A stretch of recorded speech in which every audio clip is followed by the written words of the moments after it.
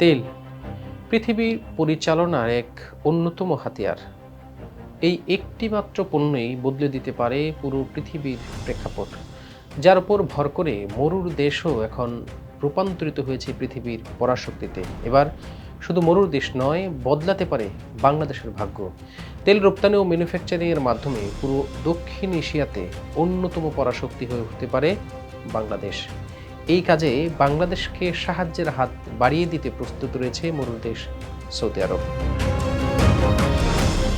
দর্শক, আজ বাণিজ্য প্রতিদিনের আন্তর্জাতিক খবরের এবারের পর্বে জানবার চেষ্টা করব কিভাবে বাংলাদেশ তেল উৎপাদনের হাবে পরিণত হতে চলেছে, কারা আছে বাংলাদেশের পাশে, আবার প্রতিবেশীরাই বা বিষয়টিকে কিভাবে দেখছে। মোট কথা, বাংলাদেশের খবর থাকছে এবারের পর্বে। ইউএফটি ফার্স্টের সাথে ট্রেড করুন যে কোনো জায়গা থেকে। ক্যাম্পাসে ক্লাসের ফাঁকে, ঢাকার জ্যামে বসে কিংবা ঘরে বসে ট্রেডিং এখন হাতের মুঠোয়। তাই ট্রেড করুন যখন খুশি, যেখানে খুশি।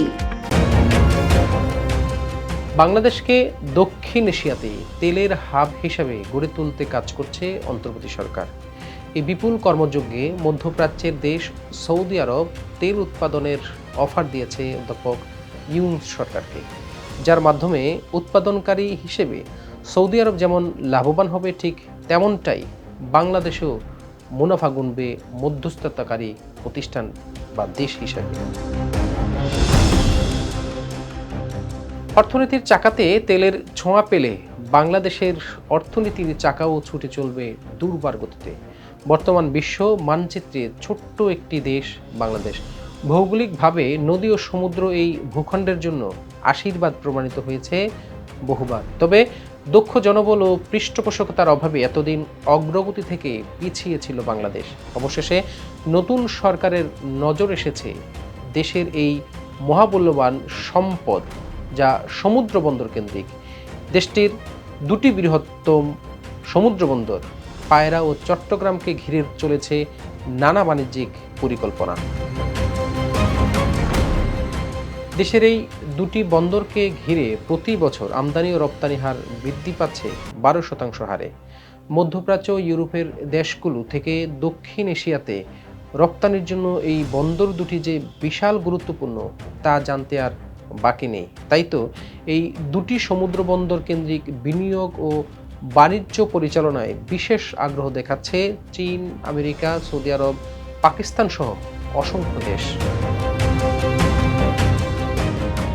এখন দক্ষিণ এশিয়াতে নিজেদের পণ্য রপ্তানি বৃদ্ধি করতে বাংলাদেশকে মধ্যস্থতাকারী হিসেবে দেখছে ইউরোপ ও মধ্যপ্রাচ্যের দেশগুলো। কারণ আফগানিস্তান, ভুটান, নেপাল, শ্রীলঙ্কা ও ভারত সহ দক্ষিণ এশিয়ার দেশগুলোতে নিজেদের পণ্য রপ্তানি সহজলভ্যতা ও সাশ্রয়ী পথ এটি। এই বন্দরগুলো ব্যবহার করে ট্রান্সশিপমেন্ট সুবিধাও বেশি লাভবান হতে পারে দেশগুলো। বিশ্বে এক দেশ থেকে অন্য দেশগুলোতে পণ্য আমদানি রপ্তানিতে পানিপথ সবচাইতে লাভজনক। দক্ষিণ এশিয়ার দেশগুলোতে গভীর পানিপথ ব্যবস্থা উন্নত না হওয়ায় অনেকটাই বাংলাদেশ নির্ভরতা বৃদ্ধি পেতে পারে। দর্শক, সৌদি আরবের অর্থনীতি পুরোটাই তেলের উপর নির্ভরশীল। বিশ্বের বিভিন্ন দেশে তেল রপ্তানিতে এগিয়ে রয়েছে তারা। তাই দক্ষিণ এশিয়ার দেশগুলোতে নিজেদের তেলের রপ্তানি বৃদ্ধি করতে বাংলাদেশের সমুদ্র বন্দর বেশ কার্যকরী হতে পারে, যে কারণে বাংলাদেশের সমুদ্র বন্দর কেন্দ্রিক বিনিয়োগ, তেল রপ্তানি ও ম্যানুফ্যাকচারিংয়ে বেশি আগ্রহী সৌদি সরকার। চলতি বছর জানুয়ারিতে বাংলাদেশে সৌদি রাষ্ট্রদূত ইসা বিন ইউসুফ আল দুহাইলান বাংলাদেশের সাথে সৌদি আরবের অর্থনৈতিক দিক নিয়ে আলোচনা করেছেন। সেখানে তিনি বাংলাদেশের জনশক্তি রপ্তানি সহ অন্য খাতেও বাংলাদেশের সাথে সুসম্পর্কের আশ্বাস দেন। বিশ্ববাজারে জ্বালানি সরবরাহের একটি বৃহৎ অংশ নিয়ন্ত্রণ করে সৌদি সরকার। তাদের জ্বালানি উৎপাদনের উপর নির্ভরশীল করে বিশ্ব জ্বালানির মূল্য। তাই উৎপাদন বৃদ্ধি ও দক্ষিণ এশিয়াতে জ্বালানি সরবরাহ বা রপ্তানি বৃদ্ধিতে বাংলাদেশের তেল রিফাইন কারখানা স্থাপনের দিকে ইঙ্গিত করেন এই রাষ্ট্রদূত।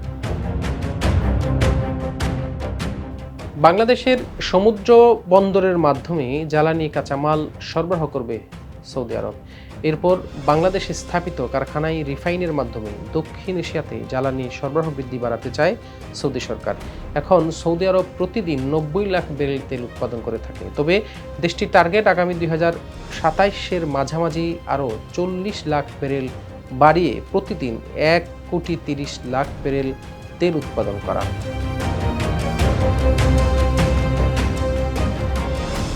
বিশ্ববাজারে তেল সরবরাহ বৃদ্ধি করতে হলে উৎপাদনশীলতা বৃদ্ধির বিকল্প নেই। তবে এত বিপুল পরিমাণে তেল উৎপাদনের জন্য প্রয়োজন বেশি জনশক্তি ও তেল পরিশোধন কারখানা, যার জন্য মোটেও প্রস্তুত নেই তাদের নিজস্ব তেল পরিশোধন কারখানাগুলো। তাই এবার সৌদির দৃষ্টি বাংলাদেশের উপর। সমুদ্র বন্দরে ব্যবহার করে এখানে তেল রিফাইন কেন্দ্র গড়ে তুলতে চায় সৌদি সরকারের মালিকানাধীন কোম্পানি আরামকো। এখানে নতুন কারখানা তৈরি করে তেল রিফাইন সেগুলো দক্ষিণ এশিয়ার দেশে রপ্তানি করার পরিকল্পনা করছে আরামকোর মালিক পক্ষ।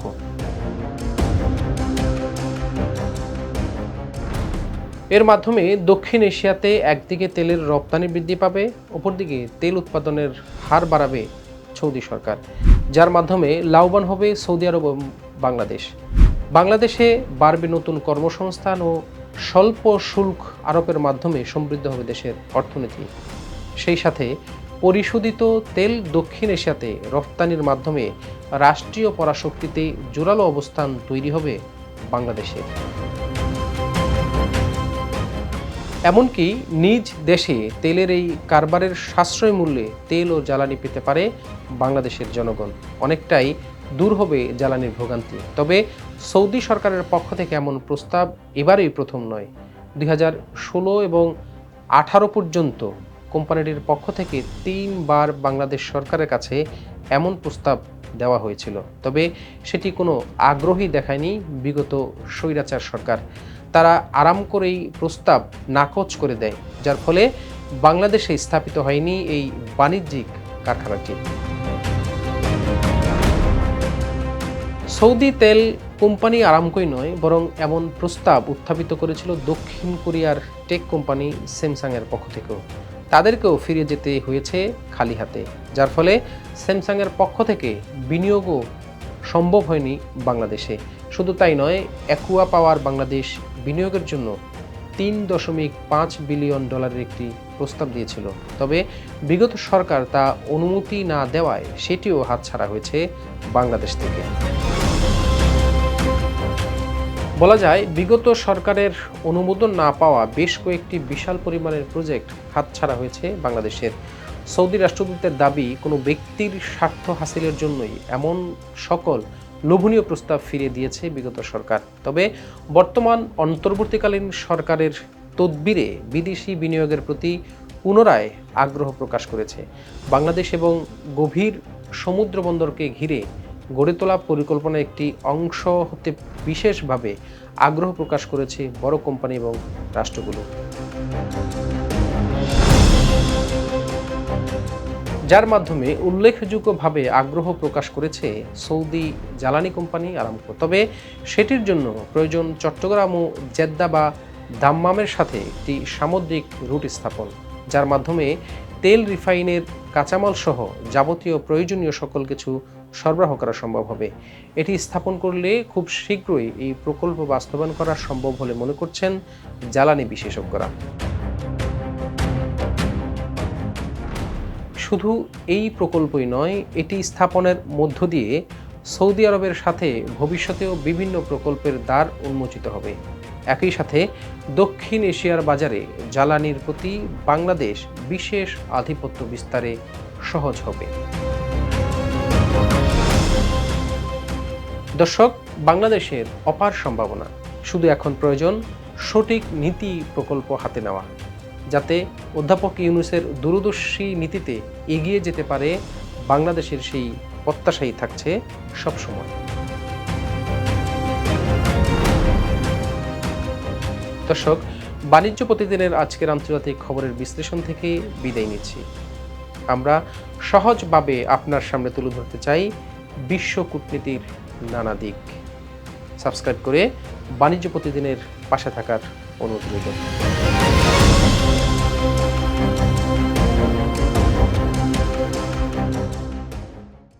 দেশের নাম্বার 1 ট্রেডিং অ্যাপ ইএফটি ফার্স্টে পাচ্ছেন ট্রেডিং এর সব সুবিধা, dual exchange access, company analysis, portfolio তৈরি করা সহ আরও অনেক ইউনিক ফিচারের সাথে ট্রেড করতে ডাউনলোড করুন এক্ষুনি।